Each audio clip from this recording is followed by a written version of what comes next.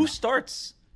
We got the new dream team coming back here, and it's a serious question about who is going to start for Team USA. And here's where I've landed on this. So this is part question, part take. So the question is who starts. And everything that I've seen and all the reporting around it is, well, we know 4 of the starters for sure. Steph Curry, LeBron James, Kevin Durant, and Joel Embiid. Because Team USA won the big Joel Embiid battle, right? We beat France and Cameroon and all these other teams. We got Joel Embiid, so now we have to start him. And I've seen that, and I get it. And I understand it from a political point of view why you have to start Embiid, but I'll get back to that here in a second. Put a pin in that for now. The question is, who's the 5th starter, right? And so you can go in a few different directions with this. Let's start with there, and then I'll get to my take. I think the 5th starter will probably be Anthony Davis. And I say that because you look at Team USA's group, and the first team they get to play... Did you say the right last name there?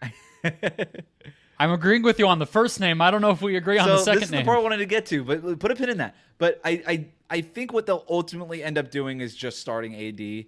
The first game they play is against Serbia. And you can make the argument that nobody does a better job guarding, or has more experience, I should say, guarding Nikola Jokic than Anthony Davis does in playoff settings. And if you put Anthony Davis and Joel Embiid on the court, that's a lot of size in between Nikola Jokic and the basket. And that might be where they end up going. Also, when you look at reasons why they might have to start with size first, France is big with Gobert and Victor Wembanyama. Greece is really big. Germany is huge. So there might be a reason for the Team USA to trend bigger, even though they're coached by Steve Kerr, who does tend to want to go small, push comes to shove, but he's also never had a roster like this. Yeah. So that's my best guess. I hear you. It's going to be fascinating.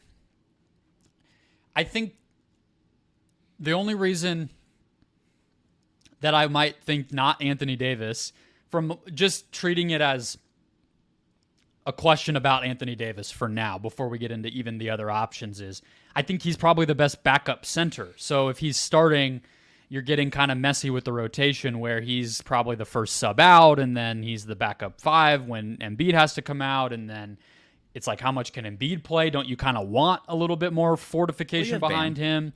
It also you have Bam, and that's where I was going to go. Like it part of what's going to be fascinating with this group is the introduction of Curry and LeBron being guys who don't recently have the kind of bandwidth, or I guess like track record with Team USA, but obviously very much do in literal USA basketball, as in American basketball, as in the NBA.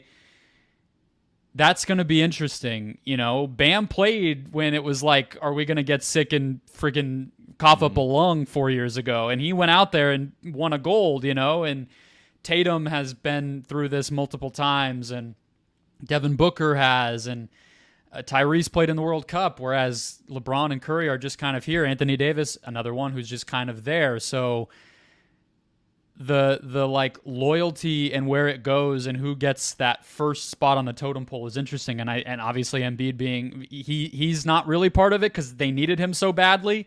But I think the center spot's an interesting example of it, because I could see games where Bam doesn't play at all. And I could see games where Bam closes because, like, all of a sudden he is super important because Embiid's in foul trouble and he's just been more reliable than AD or something. I could easily see it going anyway. I could see games where Joel Embiid doesn't play because we weren't even sure he was gonna play because of health reasons. Ditto for Kawhi Leonard. Is there gonna be when the USA is playing? And I mean, no offense, but Puerto Rico. Do you need Joel Embiid and Kawhi Leonard for that game? No, you don't. You don't need them for South Sudan. Sure. And South Sudan, although they're big. But you shouldn't need them for those games. So do you just bench those guys for portions of group play? I think you probably could get away with it. So, all right. So that was my best guess. I have no idea. And that's, for the record, not what I would do. Okay, so I think Anthony Edwards starts. I think Anthony Edwards starts. So you think it'll be... And I would start Anthony Edwards. So you think it'll be Embiid, LeBron, KD, Steph, and Ant? Yeah, and I think one thing that this roster, and it feels like we say this every year, and I think it's one of the reasons actually that 2021 team kind of overperformed or was a little more steady than their talent would have indicated, although we're still going to have more talent than most teams, even with kind of the B squad, is They had shooting.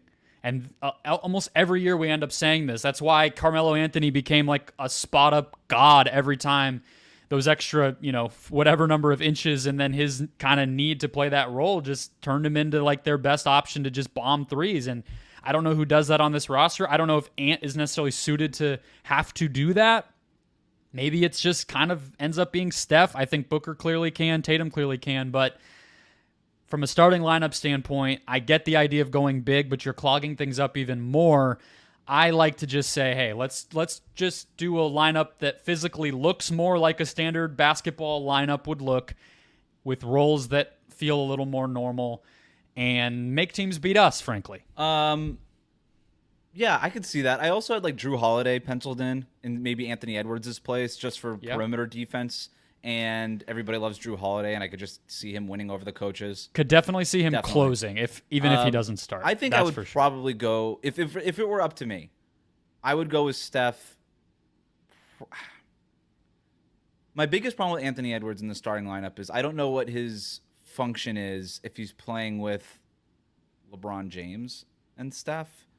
I feel like that should mostly be the offense, is LeBron and Steph. And then Anthony Edwards can come in as a super sixth man, where even if Devin Booker were to play with those guys, I think he would be a lot more comfortable being that elite shooter off the ball. Even a Drew Holiday, 3-and-D kind of wing.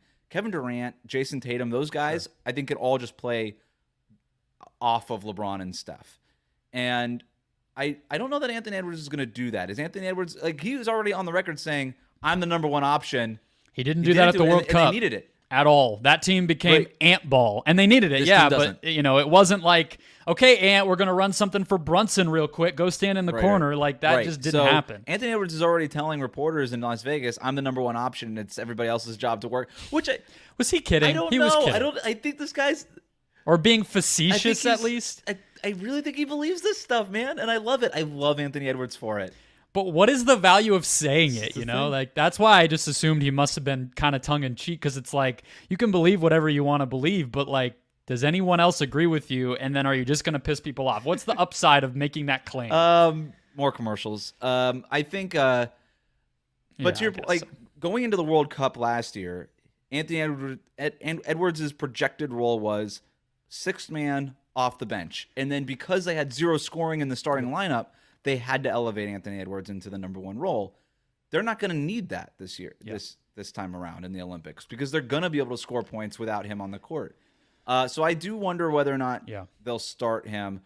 I would go, if it were up to me, I would start Steph, Holiday, Durant. You know what? I'm even lying. I think I would start Tatum over Durant. I know you can't do it. It's what I would do. No. Durant is the Carmelo Diana Taurasi role at this point. He's been there for too long. You're not allowed to do it, not gonna happen, but it's what I would do if politics didn't matter. But either way, it doesn't. It's not that important. That's fine. And then LeBron, and then honestly, I would start Anthony Davis over Joel Embiid, I think. And I know, again, you can't do it because you won the Joel Embiid sweepstakes. But I just trust Anthony Davis a little bit more at this stage, which is crazy. But considering, again, that I wasn't even sure Embiid was going to show up, so there might be games where I'm without Embiid. I don't want to be toggling my starting lineup every other game, depending on whether or not Embiid can play. Where Anthony Davis is coming off of a really healthy season, he's going to be able to play. Honestly, round of applause for AD graduating out of the injury concern group in the NBA. He had one great healthy season, and it's just like, AD's not an injury risk anymore. Let's put him. If we really wanted the Iron Man out there, we put Bam. 35 minutes Bam starting out there, center. who doesn't even need the ball. It's true. At least he got on the team. He deserved it. I one last little thought on the lineup and rotation. Not positive Steph will close every game, given how physical Team USA can be, and just the fact that we haven't seen him not play curveball in a decade. Right. It's like, what does that look like? What does he even do in a team that's not built the way that the Warriors are? I mean, it's going to be fun to watch, but if it doesn't go perfectly and he's getting kind of overmatched defensively, then maybe a lot of this looks a lot different.